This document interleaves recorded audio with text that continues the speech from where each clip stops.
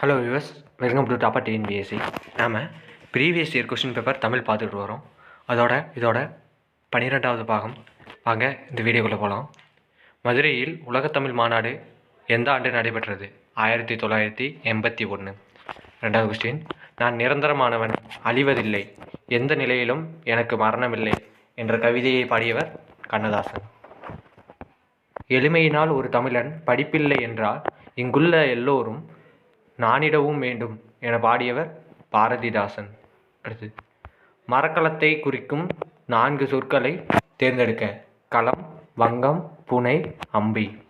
அடுத்தது, பிறமொழி சொற்களை ஏற்ற பிறமொழி சொற்களுக்கு ஏற்ற தமிழ் சொற்களை பொறுத்துக.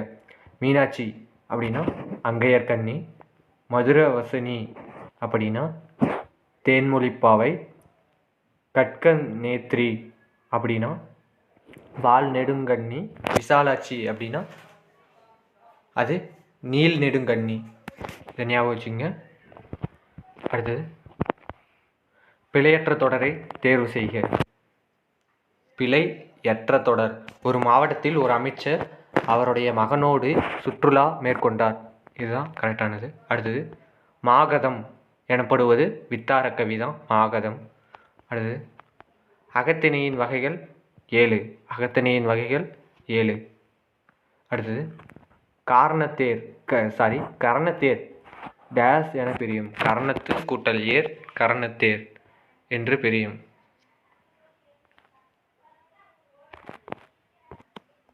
கரணத்து கூட்டல் ஏர் கரணத்தேர். அடுத்தது, மாறியுள்ள சீர்களை முறைப்படுத்தி எழுதுக. இல்லாரை எல்லாரும் எள்ளுவர் செல்வரை. ஞாபகம், இல்லாரை எல்லாரும் எள்ளுவர் செல்வரை. அடுத்தது, மாறியுள்ள சீர்களை முறைப்படுத்தி எழுதுக. குணநலம் சான்றோர் நலனே பிறநலம். இதுதான் சீர்படுத்தி எழுதுறது. சீர்படுத்தி எழுதுறதுனா அகர வரிசைப்படி வரிசைப்படுத்துகளை வரும். அடுத்து, பகுபதத்தில் குறைந்த அளவு இருக்க வேண்டிய உறுப்புகள் பகுதி விகுதி. இதில் இருந்தாவே போதும். உருவேனில் இலக்கண குறிப்பு தருக உரிச்சுற்றொடர். அடுத்தது, இறை செப்பு என்பன கீழ்கண்ட சொல்லுக்கு வழங்கும் பெயர்கள். விடைச்சொற்களுக்கு வழங்கும் பெயர்கள். அடுத்தது, கீழ்காணும் தொடரில் சரியான விடையை தேர்ந்தெடுத்து எழுதுக. யானையின் கண்கள் சிறியன. இதுதான் சரியானது, பார்த்துங்க. யானையின் கண்கள் சிறியன. அடுத்து, ஓடையில் யானையும் யானை கன்றும் நின்றது. இதுதான் கரெக்டானது. அடுத்தது, ரெஃப்ரிஜிரேட்டர் என்ற ஆங்கில சொல்லுக்கு நேரான தமிழ் சொல்லை தேர்ந்தெடுக்க. குளிரூட்டும் பெட்டி என குளிரூட்டும் பெட்டி. கோ என்ற சொல்லின் உரிய பொருளை கண்டறிய அரசன். அடுத்து, உவமையை விளக்கும் பொருளை கண்டறிந்து எழுதுக. அத்தி பூத்தது போல.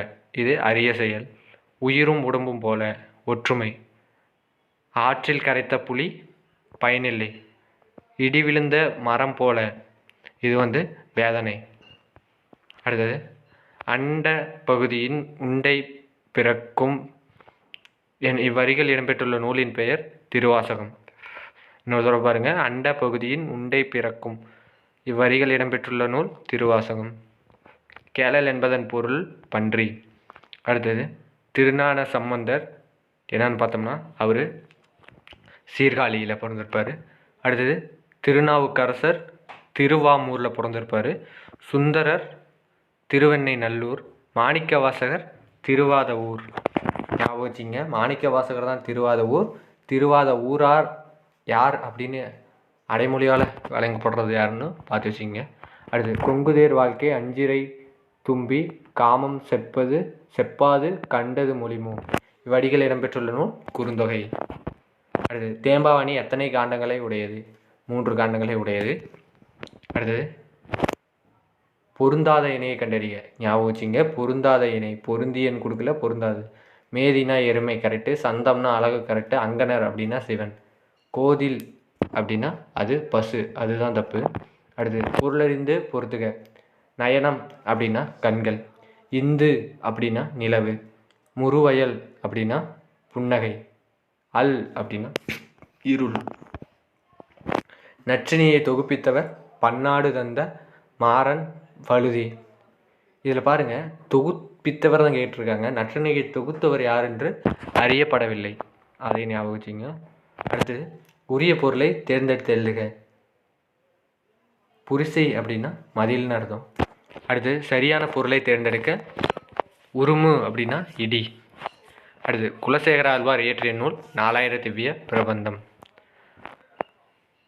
கள்ள வேடம் புனையாதே பல கங்கையில் உன்கடம் நனையாதே. இதில் கடம் என்பதன் பொருள் உடம்பு. அடுத்து திருநாவு சம்பந்தருக்கு, திருஞான சம்பந்தருக்கு தொடர்பில்லாத தொடரை தேர்ந்தெடுக்க. இவர் உமையால் பொற்கிணத்தில் அழைத்த ஞானப்பாலை உன்றார். இது கரெக்டு தான். 220 தலங்கள் வழிபட்டார். இதுவும் கரெக்டு. திராவிட சிசு என ஆதிசங்கரால் குறிப்பிடப்பட்டவர் இந்த திருஞான சம்பந்தர். அப்பூச்செடிகள் மூத்த மகனை உயிர் பெறச் செய்தார். இதுதான் தப்பு. ஏன்னா அப்பூச்செடிகள் மூத்த மகனை உயிர் பெற செய்தது திருநாவுக்கரசர். அடுத்து உமரப்புலவர் பாடிய முதுமொழி மாலை என்ற நூலில் உள்ள பாக்கள் எத்தனைனா 80 பாக்கள் உள்ளது. அடுத்து சாலை இளந்திரியன் தமிழக அரசு பாவேந்தர் விருது பெற்ற ஆண்டு 1991. அடுத்து நந்தி கலமகம் யார் மீது பாடப்பெற்றது? 3ஆம் நந்திவர்மன். அடுத்து 8 தொகை நூல்களுள் முதலாவதாக அமைந்த நூல் நச்சினை. சடையப்ப வள்ளலால் ஆதரிக்கப்பெற்றவர் யார்? கம்பர். இரட்டை காப்பியம் என்பன சிலப்பதிகாரமும் மணிமேகலையும். வெள்ளிப்பிடி அருவா ஏ விடலை பிள்ளை கையருவா சொல்லியடிச்ச அருவா. இப்பாடல் வகையை எவ்வகையை சார்ந்ததுன்னு பார்த்தோம்னா அது தொழில் பாடல் வகையை சார்ந்தது. அடுத்தது யாமறிந்த புலவரிலே இளங்கோவை போல் என இளங்கோவை புகழ்ந்து பாடியவர் பாரதியார். அடுத்தது தமிழ்நாட்டில் நடத்தப்பட்ட முதல் தேசிய சமுதாய நாடகம் எது? அது கதரின் வெற்றி. படித்து புரிந்து சரியான விடையை தேர்ந்தெடுக. தலைமை உன்னை தேடி கொண்டு வந்தால் வரட்டும், நீ அதை தேடிக்கொண்டு போய் அலையாதே. 3வது நீ தேட வேண்டுவது தொண்டுக்கு முந்து தலைமைக்கு பிந்து என்பது உன் நெறியாக இருக்கட்டும். இதெல்லாம் என்னென்னு பார்த்தோம்னா இதெல்லாம் வரதராசனார் எழுதிய கடித வரிகள் தான். இது இன்னொரு தடவை பாருங்கள். தலைமை உன்னை தேடிக்கொண்டு வரட்டும், நீ அதை தேடிக்கொண்டு போய் அலையாதே. நீ தேட வேண்டுவது தொண்டுக்கு முந்து தலைமைக்கு பிந்து என்பது உன் நெறியாக இருக்கட்டும். அடுத்தது வட்டமேசை மாநாடு நடந்த ஆண்டு 1930. பகுத்தறிவு கவிராயர் என தமிழக மக்களால் அழைக்கப்பட்டவர் உடுமலை நாராயண கவி. அடுத்தது எட்வர்ட் மைப்ரிட்ஜ்.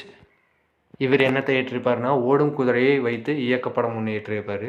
அடுத்து எடிசன் ஒருவர் மட்டும் பார்க்கும் படக்கருவி தான் எடிசன். ஈஸ்ட்மேன் அப்படின்னா அது படச்சொருள். பிரான்சிஸ் சென்கின்ஸு அப்படின்னா அது இயக்கப்படும்.